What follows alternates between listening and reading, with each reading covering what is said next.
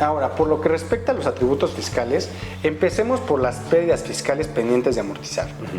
Primero que nada, aclaremos que la pérdida fiscal se genera al disminuir las deducciones autorizadas de los ingresos acumulables, siempre que las deducciones sean mayores y en este caso, y en caso de que haya una PTU pagada, se incremente esta a la pérdida fiscal que se genere. Recordemos que la PTU no es un concepto deducible, pero sí disminuible de la base fiscal y por eso tienen que hacer la suma al momento de la pérdida como algo por aparte.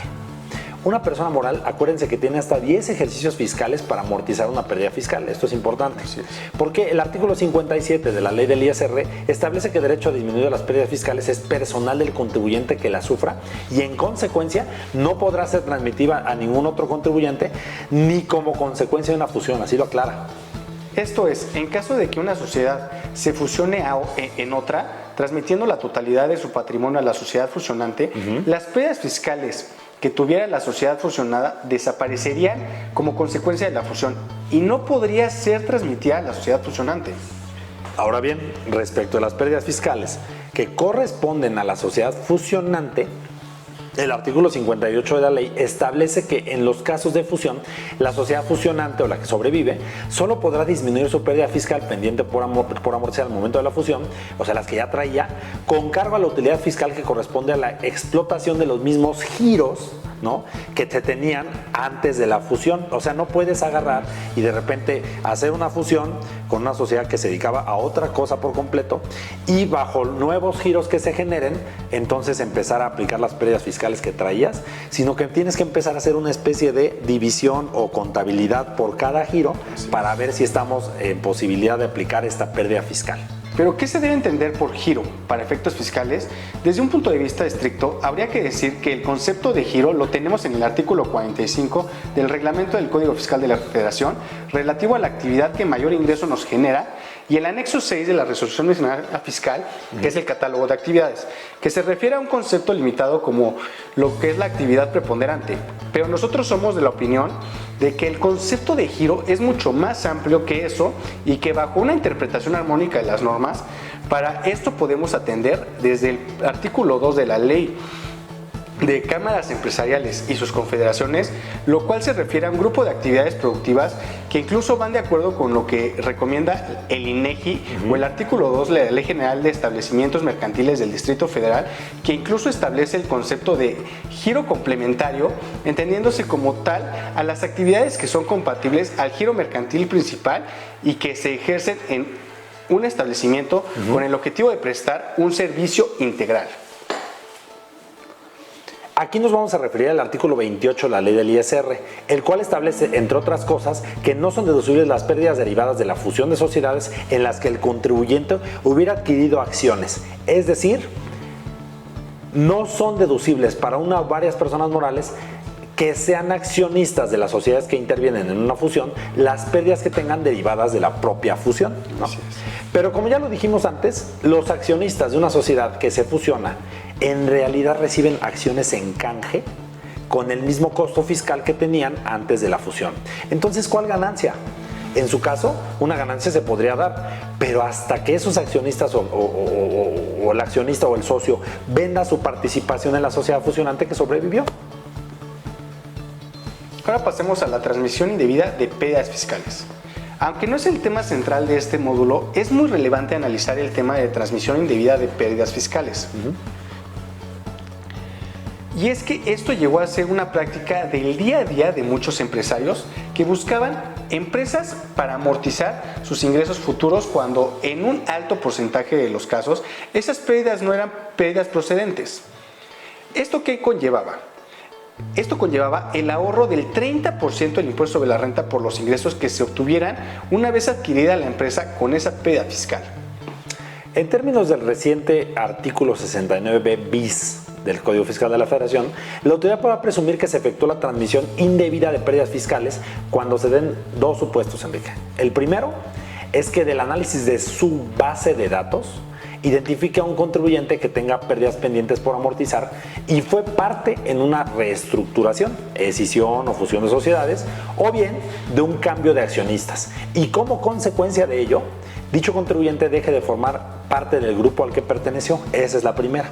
La segunda, se caiga en alguno de los siguientes supuestos, los cuales, como van a poder observar, se refieren a operaciones básicamente entre partes relacionadas cuyos montos van más allá de los límites que la propia autoridad establece en materia de activos y de deducciones en un periodo de 3 ejercicios fiscales. Y los supuestos son los siguientes. A. Obtengan pérdidas fiscales en alguno de los 3 ejercicios fiscales siguientes al de su constitución en un monto mayor al de sus activos y que más de la mitad de sus deducciones derivaron de operaciones realizadas entre partes relacionadas. B. Obtengan pérdidas fiscales con posterioridad a los 3 ejercicios fiscales declarados siguientes al de su constitución que se deriven de que más de la mitad de sus deducciones son resultado de operaciones entre partes relacionadas y las mismas se hubieran incrementado en más de un 50% respecto de las incurridas en el ejercicio inmediato anterior. C. Disminuye en más del 50% su capacidad material para llevar a cabo su actividad preponderante. Aquí es muy difícil medir esto, ¿no? Esto en ejercicios posteriores a aquel en el que declaró la pérdida fiscal como consecuencia de la transmisión de la totalidad o parte de sus activos a través de una reestructuración, escisión o fusión de sociedades o porque dichos activos se hubieran enajenado a partes relacionadas.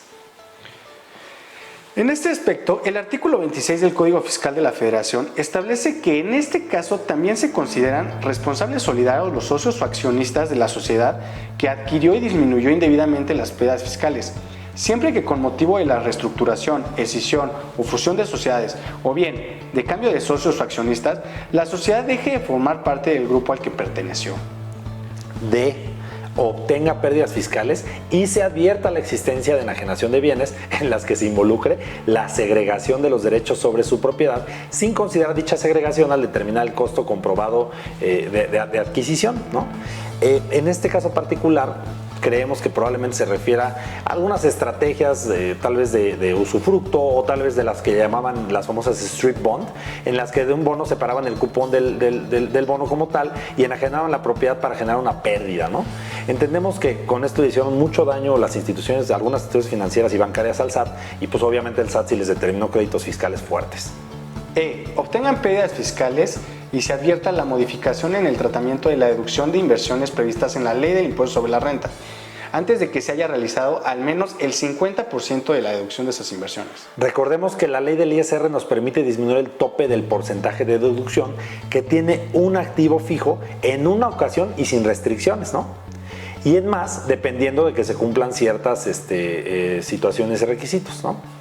G. Obtengan pérdidas fiscales y se adviertan deducciones cuya contraprestación esté amparada con la suscripción de títulos de crédito y la obligación adquirida se extinga mediante una forma de pago distinta a las previstas para efectos de las deducciones de la Ley del Impuesto sobre la Renta, que son medios electrónicos, transferencias, cheque, etc.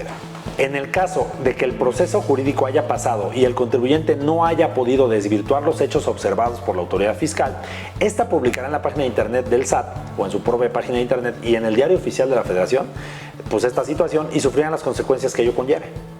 Lo dispuesto por el artículo 69b bis es independiente de la posibilidad que tienen las autoridades fiscales de requerir, en caso de estar en ejercicio de sus facultades de comprobación, la documentación comprobatoria con la que se acredite de manera fehaciente el origen y procedencia de las pérdidas fiscales que se disminuyen, sin importar el ejercicio en que se hayan originado estas pérdidas, sin que dicho requerimiento se considere como un acto nuevo de comprobación.